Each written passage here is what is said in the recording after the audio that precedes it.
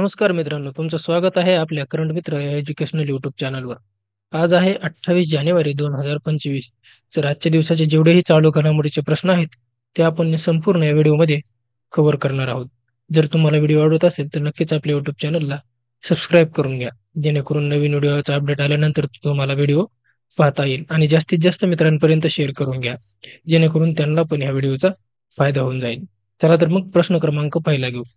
प्रश्न क्रमांक पहिला आहे, प्रजासत्ताक दिनानिमित्त कोणत्या कल्पनेवर आधारित चित्ररथांचे देखावे सादर करण्यात आलेले आहेत? तर त्याचं उत्तर आहे ऑप्शन क्रमांक ए, सुवर्ण भारत वारसा आणि विकास या चित्ररथांचा कल्पनेवर आधारित चित्ररथ सादर करण्यात आलेले आहेत. समोरचा आहे प्रश्न क्रमांक 2. नुकतेच पद्मश्री पुरस्काराने गौरवण्यात आलेल्यापैकी कोण वन्यजीव अभ्यासक, लेखक व अरण्य ऋषी म्हणून प्रसिद्ध आहेत? त्यांचं उत्तर आहे ऑप्शन क्रमांक ए, मारुती चितमपल्ली. समोरचा आहे प्रश्न क्रमांक 3. वने व वन्यजीव यांमध्ये उल्लेखनीय कामगिरी करणारे खालीलपैकी कोणाला पद्मश्री पुरस्काराने गौरवण्यात आलेलं आहे? तर त्याचं उत्तर आहे ऑप्शन क्रमांक ए, चैत्राम पवार यांना पद्मश्री पुरस्काराने यावर्षी सन्मानित करण्यात आलेला आहे. समोरचा आहे प्रश्न क्रमांक 4. खालीलपैकी कोणत्या अभिनेत्याला कला क्षेत्रासाठी पद्मश्री पुरस्काराने सन्मानित करण्यात आलेलं आहे? त्याचं उत्तर आहे ऑप्शन क्रमांक बी, अशोक सराफ यांना कला क्षेत्रामध्ये पद्मश्री पुरस्कार देऊन सन्मानित करण्यात आलेलं आहे. समोरचा आहे प्रश्न क्रमांक 5. यंदा नागरी पुरस्काराने गौरवण्यात आलेल्या मान्यवरांमध्ये किती महिलांचा समावेश आहे? त्याचं उत्तर आहे ऑप्शन क्रमांक डी, एकूण 23 महिलांचा या पद्म पुरस्कारामध्ये समावेश आहे. समोरचा आहे प्रश्न क्रमांक 6. राष्ट्रपती द्रौपदी मुर्मू यांनी सुरक्षा दलातील किती कर्मचाऱ्यांना लष्करी सन्मान जाहीर केलेले आहेत? त्याचं उत्तर आहे ऑप्शन क्रमांक सी, 93 सुरक्षा कर्मचाऱ्यांना लष्करी सन्मान जाहीर झालेले आहेत. समोरचा आहे प्रश्न क्रमांक 7. विविध क्षेत्रात अतुल्य योगदान देणाऱ्या किती व्यक्तिमत्वांची यंदाच्या पद्मविभूषण पुरस्कारांसाठी निवड झालेली आहे? कोणता पुरस्कार? पद्मविभूषण. त्याचं उत्तर आहे ऑप्शन क्रमांक सी, एकूण 7 व्यक्तींना पद्मविभूषण पुरस्कार देण्यात आलेला आहे. त्याच्याबद्दल पॉईंट आहेत: 7 पद्मविभूषण, 19 पद्मभूषण आणि 113 पद्मश्री असे एकूण मिळून 139 पद्म पुरस्कार यावर्षी देण्यात येणार आहेत. त्याच्याबद्दल आपण काही महत्त्वाचे पॉईंट बघू. 7 जणांना पद्मविभूषण पुरस्कार देण्यात येणार आहे. त्याच्यामध्ये पहिला आहे दुव्वूर नागेश्वर रेड्डी, हे वैद्यकीय क्षेत्रामध्ये देण्यात आलेलं आहे. 2 नंबर आहे न्यायमूर्ती निवृत्त जगदीश सिंग खेहार यांना सार्वजनिक व्यवहारामध्ये देण्यात आलेला आहे. तिसरा आहे कुमुदिनी रजनीकांत लाखिया यांना कला क्षेत्रामध्ये. चौथा आहे लक्ष्मीनारायण सुब्रमणियम यांना कला क्षेत्रामध्ये. 5वा आहे एम टी वासुदेवन नायर यांना मरणोत्तर देण्यात येत असून हा साहित्य आणि शिक्षण क्षेत्रामध्ये देण्यात येत आहे. 6वा आहे ओसामू सुझुकी यांना मरणोत्तर हा व्यापार आणि उद्योग क्षेत्रामध्ये देण्यात येत आहे. आणि 7वा आहे शारदा सिन्हा यांना मरणोत्तर कला क्षेत्रामध्ये पद्मविभूषण पुरस्कार देण्यात आलेला आहे. त्याच्यामध्ये 19 जणांना पद्मभूषण पुरस्कार देण्यात आलेला आहे. पद्मविभूषण त्याच्यामध्ये आहे सूर्यप्रकाश यांना साहित्य शिक्षण आणि पत्रकारितामध्ये, अनंत नाग यांना कला क्षेत्रामध्ये, विवेक देवराय यांना मरणोत्तर हा साहित्य आणि शिक्षण क्षेत्रामध्ये. समोरचा आहे जतीन गोस्वामी यांना कला क्षेत्रामध्ये. समोरचा आहे जोस चाको पेरियापुरम यांना वैद्यकीय क्षेत्रामध्ये. कैलासनाथ यांना दीक्षित यांना पुरातत्व क्षेत्रामध्ये. मनोहर जोशी यांना मरणोत्तर हा सार्वजनिक व्यवहारामध्ये. समोरचा आहे नाली शेट्टी यांना उद्योग आणि व्यापार क्षेत्रामध्ये. समोरचा आहे नंद मुराई बालकृष्ण यांना कला क्षेत्रामध्ये. समोरचा आहे पी आर श्रीजेश यांना क्रीडा क्षेत्रामध्ये. समोरचा आहे पंकज पटेल यांना उद्योग आणि व्यापार क्षेत्रामध्ये. समोरचा आहे पंकज उदास यांना मरणोत्तर देण्यात येत असून हा कला क्षेत्रामध्ये देण्यात येत आहे. समोरचा आहे राम बहादूर राय यांना साहित्य शिक्षण आणि पत्रकारिता या क्षेत्रामध्ये देण्यात येत आहे.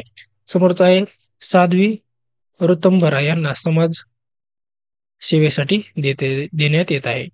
समोरचा आहे यश अजित कुमार यांना कला क्षेत्रामध्ये, समोरचा आहे शेखर कपूर यांना कला क्षेत्रामध्ये, समोरचा आहे शोभाना चंद्रकुमार यांना कला क्षेत्रामध्ये, समोरचा आहे सुशील कुमार मोदी यांना मरणोत्तर सार्वजनिक व्यवहार या क्षेत्रामध्ये देण्यात येत आहे आणि समोरचा आहे विनोद धाम यांना विज्ञान आणि अभियांत्रिकी क्षेत्रामध्ये देण्यात येत आहे. कोणता? पद्मविभूषण. असे एकूण किती आहेत? 19 पद्मविभूषण पुरस्कार देण्यात येत आहेत.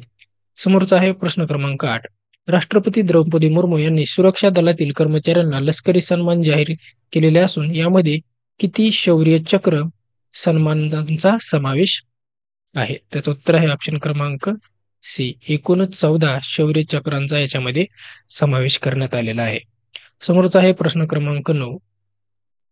लिबिया लोबो या गोव्यातील कितव्या महिला वकील होत्या? त्याचं उत्तर आहे ऑप्शन क्रमांक 1. ह्या पहिल्याच महिला वकील होत्या. त्यांचं नाव काय? लिबिया लोबो. ह्या गोव्यातील पहिल्या महिला वकील होत्या. समोरचा आहे प्रश्न क्रमांक 10. गोवा मुक्ती आंदोलनात भाग घेतलेल्या स्वातंत्र्य योद्धा लिबिया लोबो यांना कोणत्या पुरस्काराने सन्मानित करण्यात आलेलं आहे? तर त्याचं उत्तर आहे ऑप्शन क्रमांक ए. पद्मश्री पुरस्काराने त्यांना यावर्षी सन्मानित करण्यात आलेलं आहे. त्यांचं योगदान कशामध्ये होतं? गोवा मुक्ती आंदोलनामध्ये त्यांचं महत्वपूर्ण योगदान होतं. समोरचा आहे प्रश्न क्रमांक 11. देशातील किती जिल्ह्यांमध्ये ऑपरेशन द्रोणागिरी हा नाविन्यपूर्ण उपक्रम राबविला जाणार आहे? त्याचं उत्तर आहे ऑप्शन क्रमांक डी. एकूण 6 जिल्ह्यामध्ये हा द्रोणागिरी ऑपरेशन नाविन्यपूर्ण उपक्रम राबविला जाणार आहे. समोरचा आहे प्रश्न क्रमांक 12.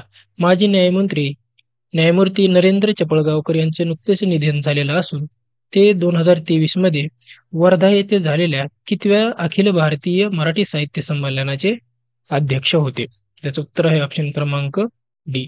ते 96व्या अखिल भारतीय मराठी साहित्य संमेलनाचे अध्यक्ष होते. कोण? नरेंद्र चपळगावकर. समोरचा आहे प्रश्न क्रमांक 13.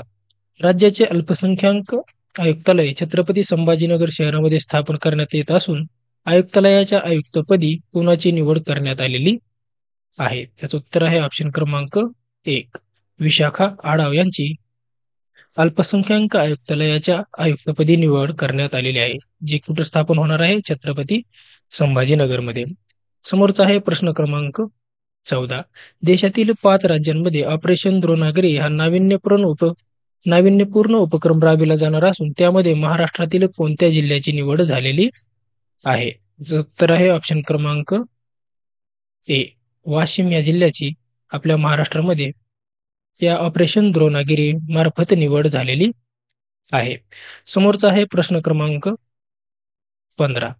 केंद्रीय इलेक्ट्रॉनिक आणि माहिती प्रसारण मंत्रालयाने डिजिटल व्यक्तिगत डेटा संरक्षण अधिनियम 2025 हा मसुदा तयार केलेला असून त्यानुसार किती वर्षाखालील मुलांना सोशल मीडियावर अकाउंट उघडण्यासाठी पालकांची परवानगी आवश्यक असणार आहे? त्याचं उत्तर आहे ऑप्शन क्रमांक सी.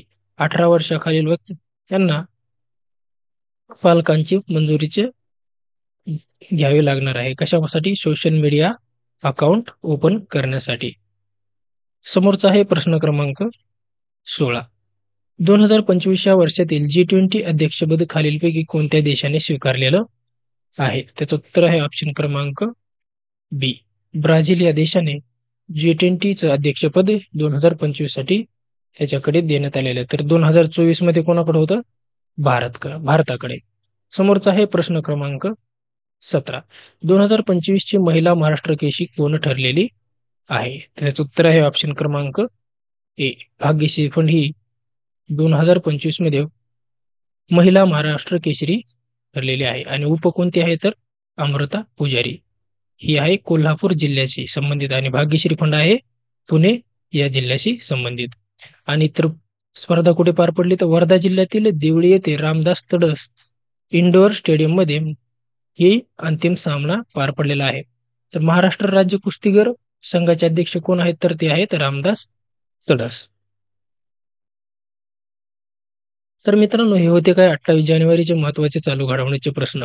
जर तुम्हाला व्हिडिओ आवडला असेल तर नक्कीच आपल्या YouTube चॅनलला सबस्क्राईब करून घ्या, जेणेकरून तुम्हाला नवीन व्हिडिओचा अपडेट आल्यानंतर तो व्हिडिओ पाहता येईल. आणि जास्तीत जास्त आपल्या मित्रांपर्यंत शेअर करून घ्या, जेणेकरून त्यांना पण या व्हिडिओचा फायदा होईल.